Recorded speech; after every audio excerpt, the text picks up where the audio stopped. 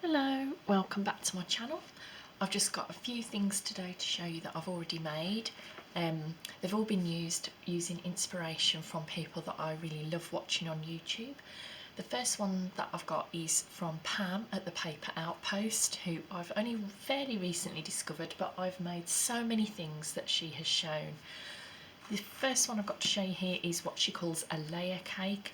As you can see, it is so thin. So when you're putting that in your journals, it's just ideal. And there's lots to journal for. So how thin this embellishment is, there's a lot that you can journal in. It's basically 3 layers of different paper. I've used music paper, Edith Holden and an old book page. And you flip the first one and you can write in there. Flip the second one, you can write in there because I've just added vintage paper, and flip the third one and you can write in there. So there's all that writing space for such a, that's going to take up no sort of thickness. It's going to try and stop the chunkiness of your journals. So that's one idea. Something else I've done from Pam again at the Paper Outpost. I can't remember what she calls these, but basically I've made them in different sizes. Oops, I think that's the wrong way around. Made them in different sizes, and again, these are super thin. I made them out of old different book pages I've got and just lightly embellished them. And you can open them again. Oh, closet, that's what she calls them, closet door embellishment, I think it is. I've put old paper in here so you can write in there, and then it folds up.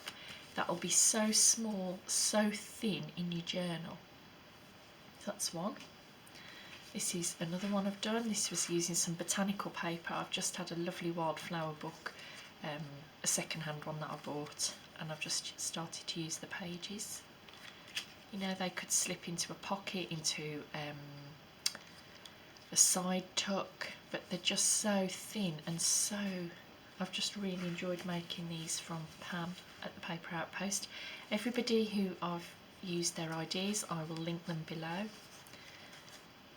I'm just so grateful to YouTube and the people that I follow on it. Obviously, another one of my favourites is Roxy Creations. That's Rachel at Roxy Creations. I'll also link her down below. And this was going quite a while back. She made belly bands. So these will go, I haven't got a book page here, but these will basically go down the middle of a page, and then you'll be able to tuck things behind them. And I really just used different images. Then I glued them to some card and just did a few lines of stitching.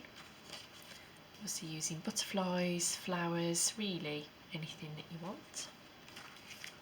I just love how these came out, and that they actually did come out like hers. I've even used some old sewing pattern paper that I've got there.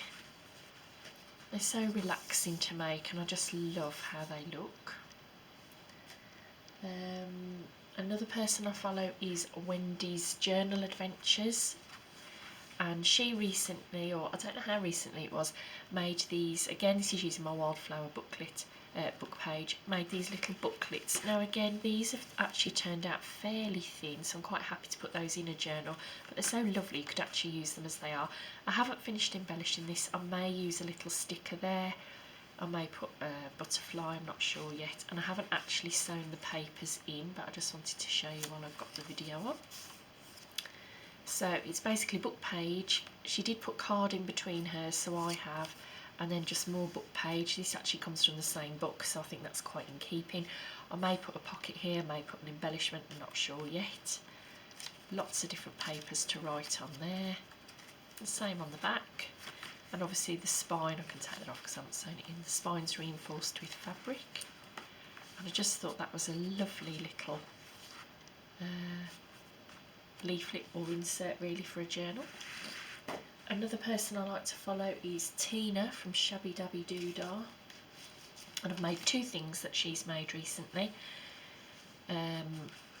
Quite recently she made these little word embellishments, and these again were just lovely to sit, cut out, glue together, and just, they look fabulous. Oh, in fact I might show you in a minute. basically you just cut words out of a book that you like. So I've chosen words like garden, happily, sunshine, beautiful, nice words that you would want in your journal, and then back them onto various different backs. I've used mulberry paper, some handmade paper, and I'll just, if I bring back in this journal for example, they just fit on tags and pockets to embellish a page. I think that looks lovely there. You could have wild or beautiful, you know, words that evoke, and they're just such a lovely way to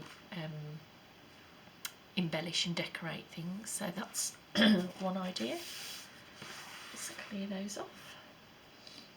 And another idea I've had from Shabbydabbydoodah, again, she did some, I think she called them long envelopes, I can't remember, they'll all be listed below.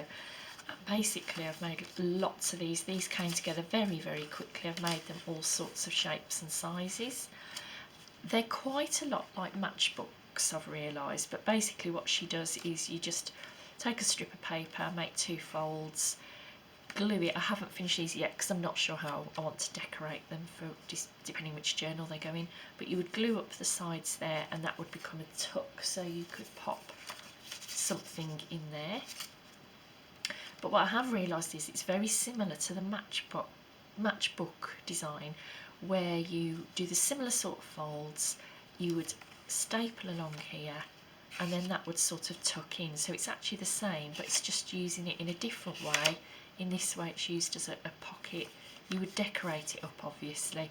I've made them out of card, printables, music paper. She also did some of these wider ones, so they'd fit on the page that way round. But that's another lovely idea. And my final thing just to show you is I have joined another group on Facebook. The name escapes me at the minute. Anyway, that'll be linked down below.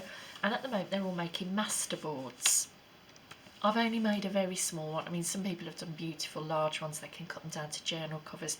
I just started slow and small. It's only the first stage. I've basically glued various vintage papers onto some card.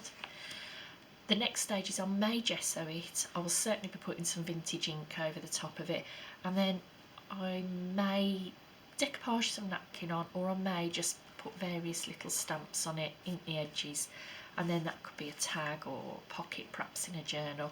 But I've really enjoyed this. It's very therapeutic just gluing bits of paper down. That's all I've got for now. I will be back on later with some other bits and pieces, not things that I've made but other shares that I want to do. But for now that's all, and thanks for stopping by. Bye bye.